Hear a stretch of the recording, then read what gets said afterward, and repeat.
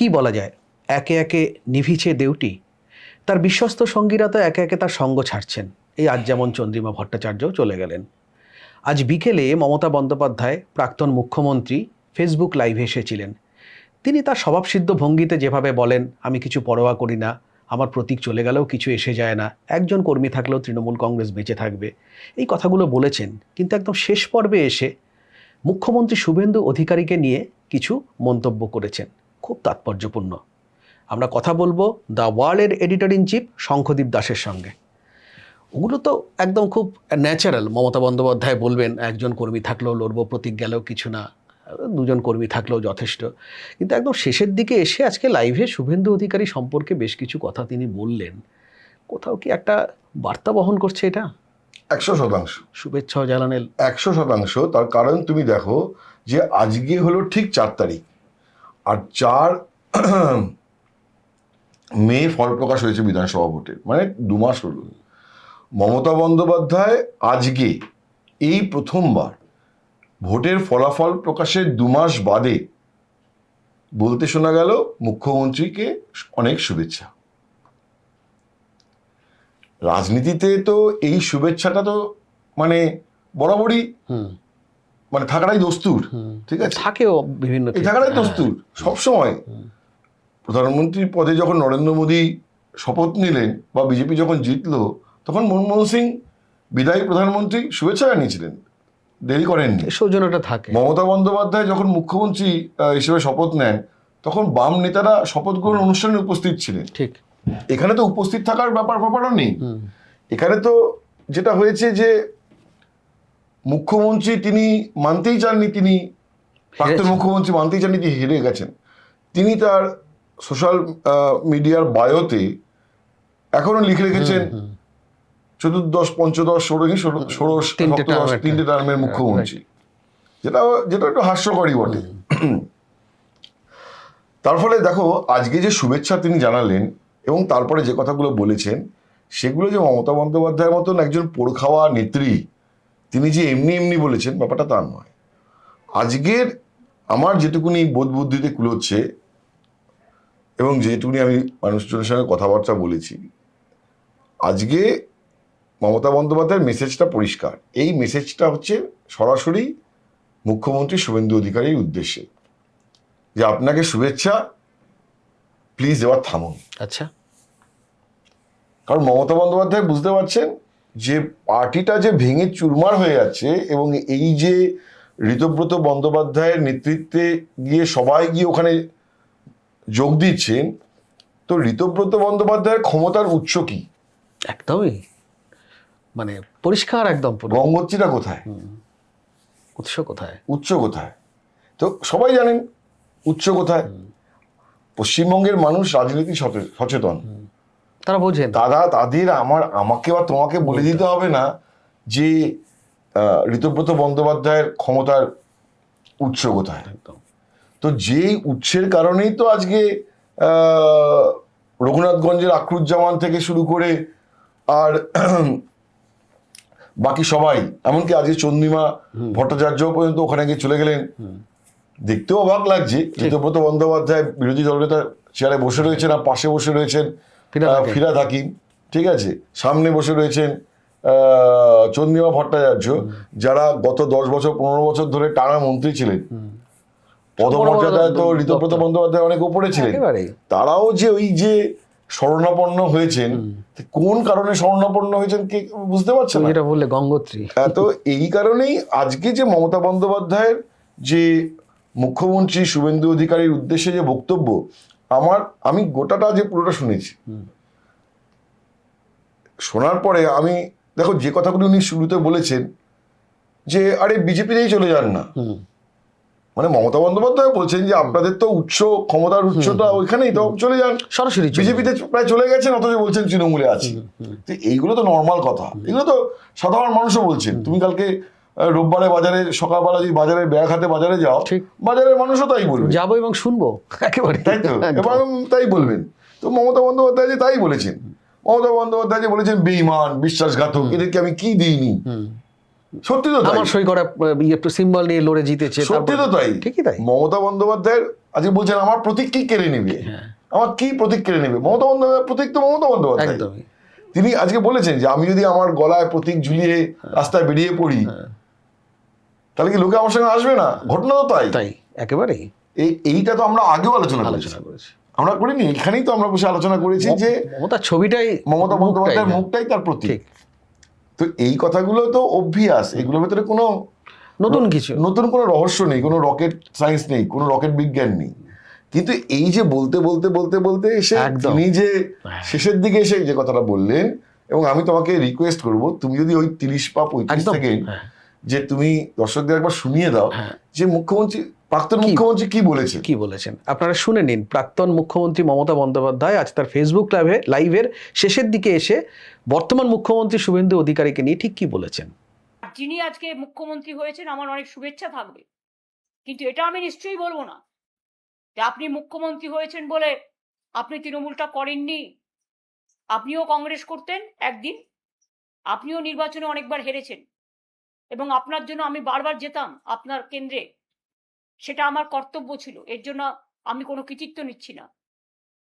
এবং আপনিও প্রায় 10-11 বছর তৃণমূল কংগ্রেসের এমএলএ হিসেবে আপনি মন্ত্রী ছিলেন, কখনো ট্রান্সপোর্ট মিনিস্টার, কখনো ইরিগেশন মিনিস্টার, কখনো 6টা জেলার দায়িত্বে ছিলেন, জেলা পরিষদ, গ্রাম সভা, পঞ্চায়েত তৈরিতে সাহায্য করেছেন এবং সাহায্যের হাতও বাড়িয়েছেন, সাহায্যের হাতও নাড়িয়েছেন। আমি কিন্তু সবটাই জানি। হলদিয়া ডেভেলপমেন্ট বোর্ড থেকে দীঘা ডেভেলপমেন্ট বোর্ড সবটাই তো আমাদের সরকার আপনাদের দিয়ে চালিয়েছে। শুনলে? তার মানে 2 মাস পরে আজকে প্রথমবার শুভেচ্ছা জানান, 2 মাস অতিক্রান্ত, এবং সেখানে কি বললেন যে আপনিও তো একটা সময় কংগ্রেসে ছিলেন। ঠিক। আজকে কিন্তু গদ্দার ফদ্দার ওসব টোন নেই, কিন্তু চোয়াল শক্ত নেই আজকে। তুমি যদি মুখটাও দেখো আজকে অনেক নরম, অনেক মানে একটু সহনশীল একটা ইয়ে আর কি। হ্যাঁ, আপনিও তো কংগ্রেসে ছিলেন, পরে আমাদের সঙ্গে ছিলেন, আপনি পরিবহন মন্ত্রী হয়েছেন, সেচ মন্ত্রী হয়েছেন, আপনি 6টা জেলার দায়িত্বে ছিলেন, হলদিয়া, আপনিও একটা সময় হেরেছেন। মানে বোঝাতে চাইছে যে আমরা যেমন হেরেছি আপনিও একটা সময় হেরেছেন, এবং আমরা সমষ্টিগতভাবেই হেরেছি, তখন তো একসাথেই হেরেছি। তো আমি আপনার কেন্দ্রে প্রচারে গেছি, কিন্তু সেটা কৃতিত্ব নেওয়ার ব্যাপার নয়। মানে বলতে চাইছেন আজকে কিন্তু একবারও বলেননি যে কাঁথি নন্দীগ্রামে অধিকারী পরিবার জেতার নেপথ্যে আমি, বা তোমাদের সব দিয়েছি, এই টোন ছিল না যে তোমাদের সব দিয়েছি তবুও কেন করছো। আজকে বরঞ্চ মমতা বন্দ্যোপাধ্যায় শুভেন্দু অধিকারী যে তার সহকর্মী ছিলেন, সেটা তার যে সহযাত্রী ছিলেন, একদম তার যে পলিটিক্যাল পার্টনার ছিলেন তৃণমূলে, একসঙ্গে যে তারা তৃণমূলটাকে বাড়ানোর কাজ করেছে, সেই মেসেজটা কিন্তু ছিল। একদম যে বলছেন যে আমি তো আপনার কেন্দ্রে গেছি, আমি কৃতিত্ব নিচ্ছি না। আর আপনি জেলা পরিষদ পঞ্চায়েত আনার ক্ষেত্রে বড় ভূমিকা নিয়েছেন, এটাও বলেছেন। কোথাও একটা রেকগনিশন আর কি, রেকগনিশন। তার মানে আমরা যখন একসাথে এতটা কাজ করেছি, এইবার এই যে ভেঙে চুরমার হয়ে যাচ্ছে, আর তো আমার কিছু নেই, ঠিক, এবার তো বন্ধ করুন। কোথাও এটাই অনুচ্চারিত তো মেসেজ, এটাই অনুচ্চারিত মেসেজ। তোমার কি মনে হয় এই মেসেজের পর শুভেন্দু অধিকারীর প্রতিক্রিয়া কি হতে পারে? দীর্ঘদিন মমতা বন্দ্যোপাধ্যায়ের সঙ্গে ছিলেন, কিন্তু তারও তো রাজনীতি, তিনি যখন বিরোধী দলনেতা ছিলেন বারবার তাকে প্রচুর হ্যাকেলড হতে হয়েছে, এটা অস্বীকার করা যায় না। সেক্ষেত্রে আজ 2 মাস পরে এই মেসেজের পরিপ্রেক্ষিতে কি দেখো, মমতা বন্দ্যোপাধ্যায়ের সঙ্গে মানে তৎকালীন তৃণমূল নেতা শুভেন্দু অধিকারী, তাদের একটা কাজের সম্পর্ক ছিল, স্নেহের সম্পর্ক ছিল মমতা বন্দ্যোপাধ্যায়ের এবং মুখ্যমন্ত্রী শুভেন্দু অধিকারী বা তৎকালীন যে তৃণমূল নেতা শুভেন্দু অধিকারী, তার একটা মমতা বন্দ্যোপাধ্যায়ের প্রতি শ্রদ্ধার সম্পর্কও ছিল। এইটা কোনোভাবেই ঘেটে যায় অভিষেক বন্দ্যোপাধ্যায়ের আবির্ভাবের ফলে, এবং তার নেপথ্যে একজন কারিগর ছিলেন মুকুল রায়। মুকুল রায়ের পরামর্শক্রমেই একটা সময় অভিষেক বন্দ্যোপাধ্যায় যুবা থেকে যুব সভাপতি ইত্যাদি প্রভৃতি হয়, ডায়মন্ড হারবারের প্রার্থী। এটা তো একটা ফেজ গেল। পরবর্তীকালে যে ফেজটা এলো, সেই ফেজটা হচ্ছে অভিষেক বন্দ্যোপাধ্যায় নিয়ে এলেন প্রশান্ত কিশোরকে। প্রশান্ত কিশোর এসে মমতা বন্দ্যোপাধ্যায়কে বোঝালেন যে শুভেন্দু অধিকারী কোনো নেতা নয়, ও ও শুভেন্দু থাকলো গেল, কোনো যা আসে না। 4-5 জনের মতো এটা মমতা বন্দ্যোপাধ্যায়ও বুঝে, এটা মেনে নিলেন। অ্যাসেসমেন্টের কোথাও ভুল হয়তো। এটাও মমতা বন্দ্যোপাধ্যায় মেনে নিলেন, এবং শুধুমাত্র মুখ্যমন্ত্রী মমতা বন্দ্যোপাধ্যায়কেই নয়, নবান্নের একাধিক শীর্ষ আমলার সঙ্গে দেখা করেও কিন্তু প্রশান্ত কিশোর এই কথাটাই বলেছিলেন, আচ্ছা। আপনার শুভেন্দু অধিকারীকে ওভার এস্টিমেট করছেন। আচ্ছা, এই যে বোঝানোটা যে কত বড় একটা ভ্রান্তি হলো, এবং সেখানে যে মমতা বন্দ্যোপাধ্যায়ের পরে একটা পাওয়ার সেন্টার তৈরি হলো ক্যামাক স্ট্রিটে। এই যে ক্যামাক স্ট্রিটে পাওয়ার সেন্টারটা তৈরি হয়ে গেল, তখন শুভেন্দু অধিকারীর কাছেও স্পষ্ট হয়ে গেল যে এই পার্টিতে পরিশ্রম করে, এই পার্টির জন্য উদয়াস্ত খেটে আর কোনো লাভ নেই। কারণ প্রত্যেকটা রাজনীতিকেই তার একটা ব্যক্তিগত অ্যাম্বিশন থাকে। যিনি আজকে নিচুতলার কর্মী, তিনিও চান যে আগামী দিনে আমি কাউন্সিলর হব। ঠিক। যিনি আজকে কাউন্সিলর, তিনি মনে করেন যে আমি পরিশ্রম করে আগামী দিনে চেয়ারম্যান হব। প্রতি রাজনৈতিক কর্মীর এটা। যিনি আজকে ব্লকের নেতা, তিনি মনে করেন যে আগামী দিনে আমি অ্যাসেম্বলির টিকিট পাবো। অ্যাসেম্বলির টিকিট পাওয়ার পরে, বিধায়ক হওয়ার পরে মনে হয় যে আমি তো মন্ত্রীও হতে পারি। একদম। তো প্রত্যেকটা পলিটিশিয়ানের তার একটা পলিটিক্যাল অ্যাম্বিশন থাকে, এটা তো আমি কোনো অন্যায় দেখি না। একদম, খুব স্বাভাবিক। রাজনীতিতে তো অ্যাম্বিশন থাকবে, যেমন পেশাগত জীবনে যেমন সবাই থাকে। থাকে, সব জায়গাতেই থাকে অ্যাম্বিশন। মানে অ্যাম্বিশন মানেই তো অন্য কিছু না। একজন তো শিল্পীরও অ্যাম্বিশন থাকে যে আমি আর বড় শিল্পী হয়ে উঠবো। এবার সেই জায়গাটাতে মনে হলো যে কোনো একটা জায়গায় স্বীকৃতির অভাব হবে, কোনো একটা জায়গায় আমার থেকে বয়সে ছোট এবং প্রায় প্যারাট্রুপারে করে নাম বসিয়ে দেওয়া একজন, তার কথা শুনে আমার চলতে হবে।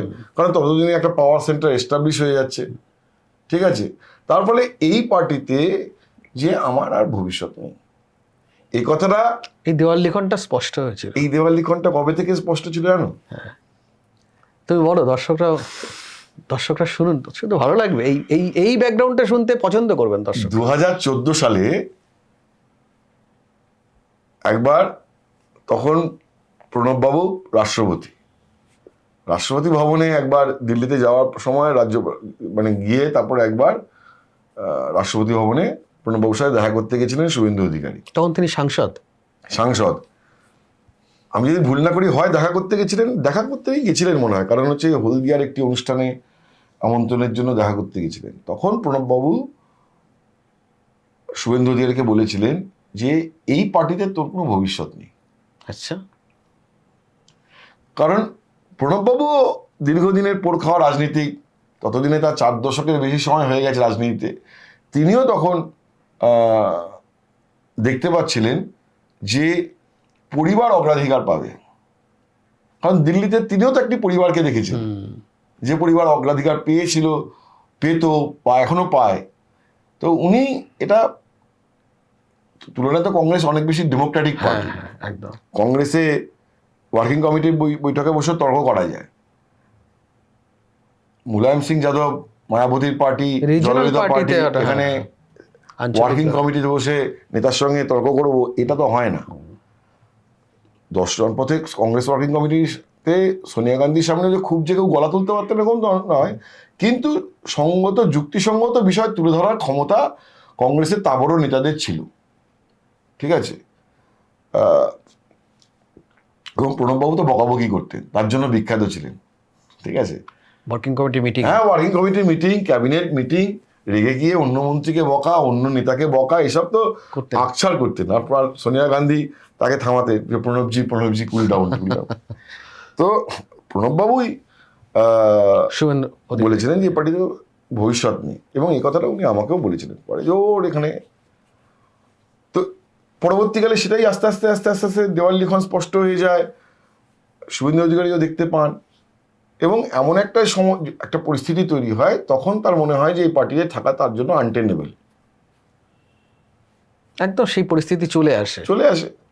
তো আজকে মমতা বন্দ্যোপাধ্যায় ওই যদি ভুল না বুঝতেন, তাহলে একটা অন্যরকম ব্যাপার হতো। একদম। তো এই জায়গা থেকে আজকে মমতা বন্দ্যোপাধ্যায়ের মধ্যেও যে কথা, তার তো একটা কোথাও নিয়ে একটা রিকনসিলিয়েশন দেখতে পাচ্ছি, যে আপনি তো ছিলেন, আমাদের সঙ্গেই ছিলেন, কংগ্রেসে ছিলেন, তৃণমূলে ছিলেন, মন্ত্রী হয়েছিলেন, ওনারা বলতে চাইছেন যেন আপনি মর্যাদার সঙ্গেই ছিলেন মর্যাদার সঙ্গে এই ছিলেন দলটাতে। হ্যাঁ, ফলে এবারও আমাদের একটু মর্যাদা মর্যাদা দিন, প্রাপ্য আমার। এবারও একটু মর্যাদা দিন। আপনার যে পুরনো পার্টি, আর আপনি নির্মম হবেন না যে এবার আমাদের একটুখানি একটা স্পেস চাই, একটা স্পেস দিন। এটা খুব এই তো, আর এই স্পেসের তো কেউ নেই। জোড়া ফুলের তো একটা একটা করে ফুল চলে গেছে। আজকে দক্ষিণ কলকাতা আরো একটি ফুল চলে গেছে, ঠিক আছে, একদমই, এবং মমতাকে বোকা বানিয়ে চলে গেছে, পরিষ্কার। ঠিক আছে। আজকে যদি চন্দ্রিমা ভট্টাচার্য বলেন যে মমতা বন্দ্যোপাধ্যায়ের কথা অভিমান হয়েছে, এর থেকে মমতা বন্দ্যোপাধ্যায় কত বেশি বকাবকি করেছেন। ঠিক, প্রচুর। নিজেই তো বলছেন মন্ত্রী থাকার সময় তার তুমি অধিকার বলো ছিল না যে কিছু। মমতা বন্দ্যোপাধ্যায়ের কৃপা, হ্যাঁ, এবং আমি খুব সচেতন ভাবেই এই শব্দটা ব্যবহার করছি, কৃপা। এই কৃপা ছাড়া এদের মধ্যে এত লোকজন মন্ত্রী হতে পারতেন? পারতেন না।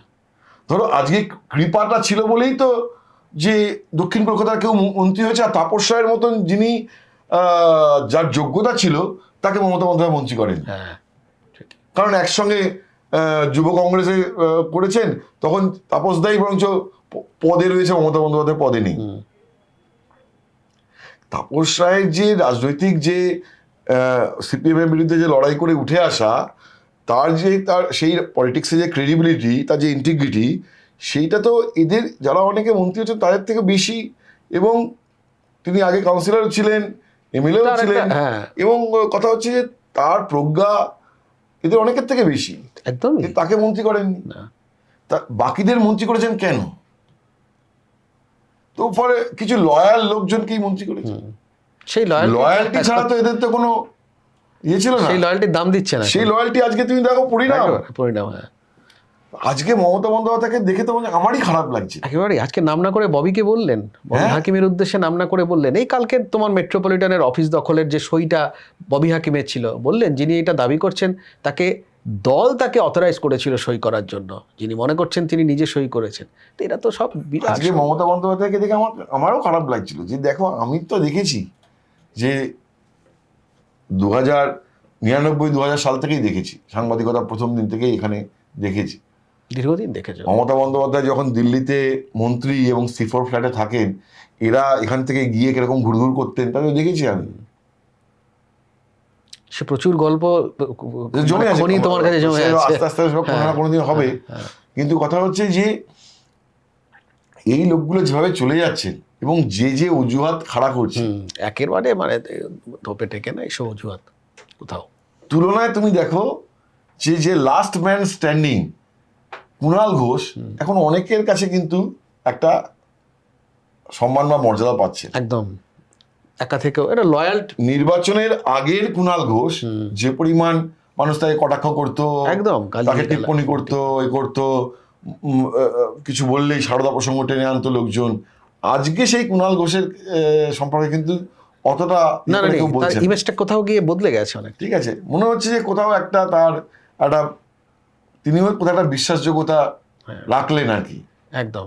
তুমি দেখো, আমি জাস্ট তোমাকে একবার থামাই যে আজকে নওশাদ সিদ্দিকীর মতো, তুমি বলছিলে মমতা বন্দ্যোপাধ্যায়কে দেখে তোমার খারাপ লাগছে, আজকে তোমার দীর্ঘ সাংবাদিকতা জীবনে মমতা বন্দ্যোপাধ্যায়কে সামনে থেকে দেখেছো, কোথাও তোমার একটা ব্যক্তিগত ফিলিংয়ের জায়গা হতে হচ্ছে। আজকে নওশাদ সিদ্দিকী এর বিরোধী দলের চিরকাল মমতার বিরোধী রাজনীতি করে এসেছেন, তিনি পর্যন্ত প্রচণ্ড এই চন্দ্রিমার প্রসঙ্গ ওঠাতে ইয়েতে সবাইকে নিয়েই বলছিলেন তখন যে যারা অকৃতজ্ঞ, যারা রাজনীতিতে, তারা হচ্ছে মৃত মানুষের মানে ন্যায় আর কি, এরকম একটা উনি একটা কোট বলছিলেন আর কি, যে কোথাও এরা মানে যথেষ্ট অ্যাগ্রেসিভ ভাবে বলছে।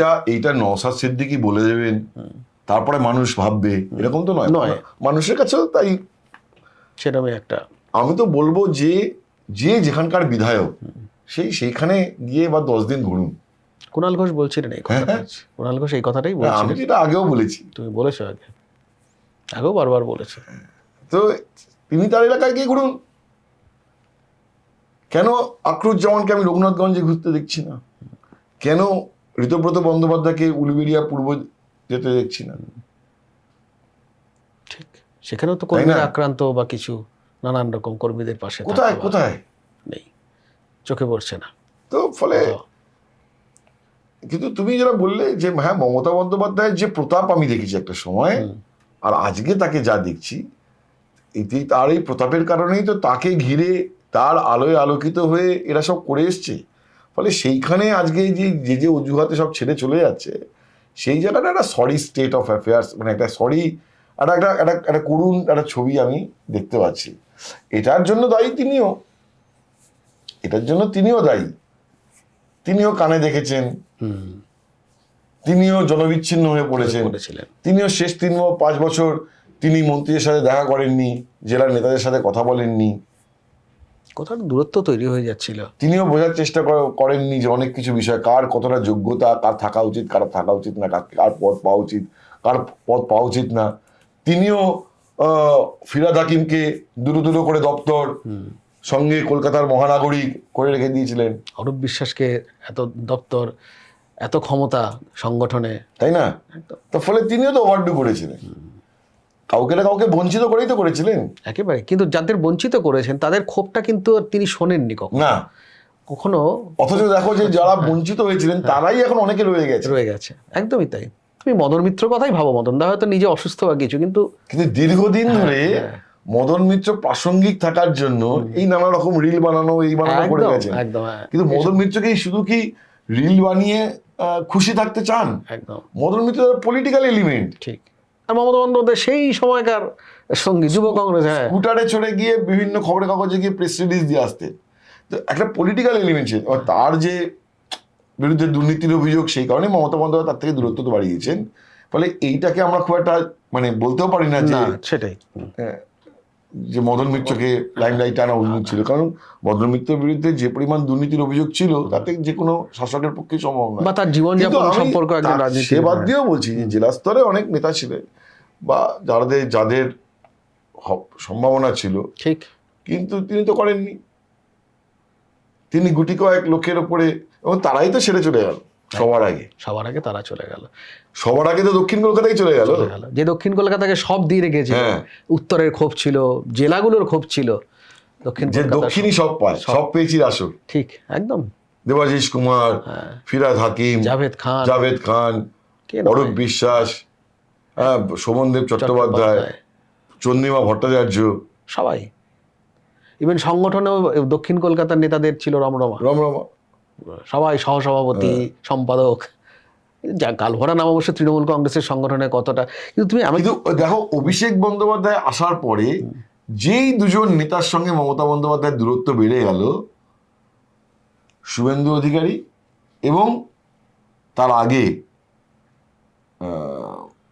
শোভন চট্টোপাধ্যায়। আজকে দুর্দিনে সেই শোভন চট্টোপাধ্যায় কিন্তু মমতার পাশে গিয়ে দাঁড়ান, এবং শোভন চট্টোপাধ্যায় এখনো পর্যন্ত মানসিকভাবে আন্তরিক মমতা বন্দ্যোপাধ্যায়ের প্রতি। আমার কথাও হয়েছে 2 দিন আগে। কি তার এখন কিরকম এই মমতা বন্দ্যোপাধ্যায়ের এই অবস্থায় তার কি অ্যাসেসমেন্ট?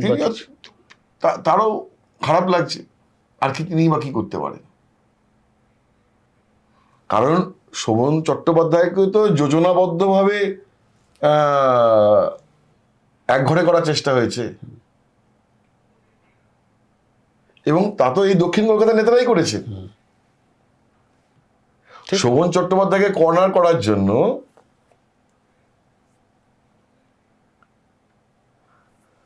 আজকে ফিরহাদ হাকিম, অরূপ বিশ্বাস, তারা, এদেরও তো একটা ভূমিকা ছিল বলে অভিযোগ। দিদির কাননকে সরিয়ে দেওয়ার এদেরও তো একটা ভূমিকা ছিল বলে অভিযোগ তো বটে। এবং সেটা তো শোভনদা নিজেই বলেন ঘরোয়া আলোচনায়, বা এখন তো অনেক খোলাখুলি বলেন যে তাকে সরিয়ে দেওয়ার জন্য। কিন্তু দিদি সেই কারণেই কিন্তু এখনো পর্যন্ত আন্তরিকভাবে মমতা বন্দ্যোপাধ্যায়ের সঙ্গে আছেন। শুভেন্দু অধিকারী তো অন্য দলে চলেই গেছে এবং তিনি এখন মুখ্যমন্ত্রী, এবং আজ মমতা বন্দ্যোপাধ্যায়ের তাকে বলতে হচ্ছে এই বার্তা বৃত্ত সম্পূর্ণ হলো, একটা বৃত্ত সম্পূর্ণ। কিন্তু তোমার একটা জিনিস কি তোমার মনে হয়, মমতা বন্দ্যোপাধ্যায় আজকে বলছিলেন যে আমি প্রতীকটা তো কোনো বিষয়ই নয়, প্রতীক নিয়ে কিছু নয়, আমি আসবো, ফিরে আসবো, কিন্তু কোথাও আগের দৃষ্টান্ত তুলে ধরছিলেন যে যখন জোড়াফুল প্রতীক পেলেন 1 মাস কতদিনের মধ্যে আমি প্রতীক চিনিয়ে দিয়েছিলাম, ওটা কোনো বিষয় নয় আমার কাছে প্রতীকটা হাতছাড়া হওয়া নতুন করে। কিন্তু সেই সময় তার জনসমর্থন ছিল, সেই সময় তার লোক লস্কর ছিল, সেই সময় তার বয়স কম ছিল, সবচেয়ে বড় কথা। এখন তার বয়সটা অনেকটাই চলে এসেছে। আজকে কি তোমার মমতা বন্দ্যোপাধ্যায়ের কথা শুনে মনে হলো যে তিনি কালকে থেকে প্রতীক নিয়ে বেরিয়ে পড়বেন, বা তার সঙ্গে আর কজন থাকবে? এইটা উনি বললেন যে যা রক্তক্ষরণ হয়ে গেছে প্রায় অ্যানিমিয়ার মতো অবস্থা তৃণমূলে, মানে আসল তৃণমূলে, না কোনটা আসল তো আমি ঠিক সেই বিভাগে আমরা ঢুকছি না, বিতর্কে মানে কালীঘাট তৃণমূলে, একদম যে কালীঘাট তৃণমূলের যে একটা রক্তশূন্য অবস্থা, এরপরে যেন আর কমায় না চলে যায়, সেটা এটা ঠেকানোর তিনি চেষ্টা করলেন। দুজন সাধারণ সম্পাদক, একজন কুণাল ঘোষ আর একজন মদন মিত্র, এই দুজনেই রয়েছেন। আর শোভনদেব চট্টোপাধ্যায় কিন্তু বিরোধী দলনেতা, তাদের ঠিক আছে। তাদের দিক থেকে অফিসে কোনোদিনও গিয়ে দেখবেন যে সমন্বয় চট্টোপাধ্যায় গিয়ে বসে পড়েছেন, যাই হোক।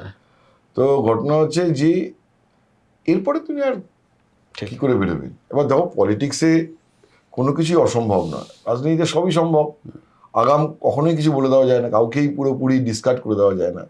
কিন্তু মমতা বন্দ্যোপাধ্যায় আজকে যদি রাজনৈতিকভাবে আবার বেরোন, তাহলে কিন্তু তাকে আবার এই প্রশ্নের মুখেই পড়তে হবে যে তার 15 বছর শাসনকালে যে পরিমাণ দুর্নীতি হয়েছে, শিক্ষাক্ষেত্রে দুর্নীতি হয়েছে তিনি চোখ বন্ধ করেছিলেন, তিনি দেখেননি। রেশন দুর্নীতি হয়েছেন, তিনি চোখ বন্ধ করেছিলেন, তিনি দেখেননি। তার জমানাতেই আবাস যোজনায় হাজার হাজার উপভোক্তা তালিকায় ভুয়ো নাম, তার তার 15 বছরের মেয়াদে হাজার হাজার ভুয়ো জব কার্ড হোল্ডার, সেখান থেকে টাকার সাইফন হয়ে গেছে, টাকা বেরিয়ে গেছে, টাকা গলে গেছে। আবাস যোজনায় কেন্দ্র বা রাজ্য সরকারের যে টাকা দিয়েছে, নিচুতলায় তৃণমূল নেতারা সেই টাকা ওখান থেকে 5,000, 10,000, 20,000 টাকা করে খেয়ে নিয়েছেন বলে অভিযোগ। এই কথাগুলো তো তাকে সব শুনতেই করতে হবে। ফলে তিনি আজকে তিনি কি নিয়ে বেরোবেন, তার এজেন্ডায় কি আছে, তাকে তো তার আগে তাকে প্রশ্নের জবাব দিতে হবে। তার 15 বছরের শাসনকালে শেষ দিকে মানুষ তো ভয়ে প্রশ্নটা করতে পারেননি। মমতা বন্দ্যোপাধ্যায়কে পাল্টা প্রশ্ন করার কার ক্ষমতা ছিল পশ্চিমবঙ্গে, মানে কে করেছেন? তো সেইটা তো আজকে আর নেই। ফলে আজকে যদি উনি কোনো একটা কারণ নিয়ে উনি বেরোতে চান, তাকে তো আগে তার ওই 15 বছরের মেয়াদের যে জঞ্জাল রয়েছে সেটা নিয়ে তো প্রশ্নের মুখে পড়তে হবে, তাকে জবাব দিতে হবে, পড়তে হবে না? একদম, তাকে জবাব দিতে হবে। তো তাহলে এই যে আজকে মুখ্যমন্ত্রী শুভেন্দু অধিকারী বলছেন যে বীরভূমের যে পাথর খাদান, পাথর না বালি খাদান কোথায় বলছিলেন, যে সরকারের সেখান থেকে রাজস্ব মাত্র 60 কোটি টাকা হতো বছরে, ঠিক আছে? আর এখন এই মেয়াদে এক মাস 7 দিনেই হয়েছে 83 কোটি টাকা। তার মানে বছরে প্রায় এটা বেড়ে, উনি বললেন এটা বেড়ে বুড়ে বছরে প্রায় 1200 কোটি টাকার জায়গায় যাবে। তার মানে 1100 কোটি টাকা লুট হয়েছে। ঠিক। এই প্রশ্ন উঠবে না? সরকারের কোষাগারে আসার কথা ছিল, এই প্রশ্ন উঠবে না? উঠবে। আগে তো যদি গরু পাচার বা কয়লা পাচার নিয়ে প্রশ্ন করা হলে উনি বলতেন ও তো বিএসএফ এর দায়িত্ব। আজকে তো আর মানুষ সেটা শুনে চুপ করে বসে থাকবে না। তার ফলে তিনি বলতে পারেন যে এটা ঠিক, এটা নিয়ে অন্যায় নেই, যে প্রতীক তার সঙ্গেই রয়েছেন, তিনিই প্রতীক, কিন্তু সেই প্রতীকটা নিয়ে সেই প্রতীকটারও তো ওপরে মানুষের ভরসা উঠে গেছে। ঠিক। কোথাও গিয়ে ভরসা, বিশ্বাসযোগ্যতা এটা চলে গেছে, চলে গেছে পার্টিটার তৃণমূলের প্রতি। সেটা তো চলে গেছে। নতুন করে এই লড়াইটা মানে খুব, তিনি এখনো বলছেন যে পার্টির সর্বভারতীয় সাধারণ সম্পাদক অভিষেক বন্দ্যোপাধ্যায়, এই অভিষেক বন্দ্যোপাধ্যায়ের বিরুদ্ধে তো পার্টির র্যাঙ্ক অ্যান্ড ফাইলের চরম রাগ আছে। একদম, তা তো খোলাখুলি বলছেন। এই যে আজকে যারা চলে গেছেন ঋতুব্রত বন্দ্যোপাধ্যায়ের সঙ্গে, তারা সবাই অভিষেক বন্দ্যোপাধ্যায়ের কথা বলছেন। সেটা আমি মনে করি যে ওটা punching bag, easy punching bag, যে কোনো একটা অজুহাত দেখাতে হবে, সেই কারণে চলে গেছে। কিন্তু আড়ালে আবডালে এই অভিযোগগুলো তো ছিলই ক্যামস্টের বিরুদ্ধে, গত কয়েক বছর ধরে ছিল। তাহলে তিনি এখন সর্বভারতীয় সাধারণ সম্পাদক, এখনো মমতা বন্দ্যোপাধ্যায় তাকে তার ব্যাপারে প্রোটেক্টিভ। তো এইসব প্রশ্নগুলো মমতা বন্দ্যোপাধ্যায়ের কাছে উঠবে না? অভিষেক বন্দ্যোপাধ্যায় তো ডিজে বাজানোর কথা বলেছিলেন, সেই প্রশ্নও তো শুনতে হবে, মমতা বন্দ্যোপাধ্যায়কেই শুনতে হবে, তৃণমূলের থেকে শুনতে হবে। সুতরাং এই লড়াই, মানে ফিরে আসার লড়াই অতটা সহজ নয়, কিন্তু এটা খুব তাৎপর্যপূর্ণ যে ঠিক 2 মাসের মাথায় আজ মুখ্যমন্ত্রীর প্রতি যে তার একটা অনেকটা সফট একটা কোথাও গিয়ে, ওটাই আজকের খবর, ওটাই আজকে আলোচ্য বিষয় হওয়া উচিত। এবং ওটাই নিশ্চয়ই অনেকে নোটিস করেছেন, যারা নোটিস করেননি তারা আরেকবার দেখে নিতে পারেন। একদম, যে পশ্চিমবঙ্গে ভোটের ফলাফল ঘোষণা ঠিক 2 মাস বাদে আজকে মুখ্যমন্ত্রী শুভেন্দু অধিকারীকে প্রাক্তন মুখ্যমন্ত্রী মমতা বন্দ্যোপাধ্যায় অবশেষে শুভেচ্ছা জানিয়েছেন।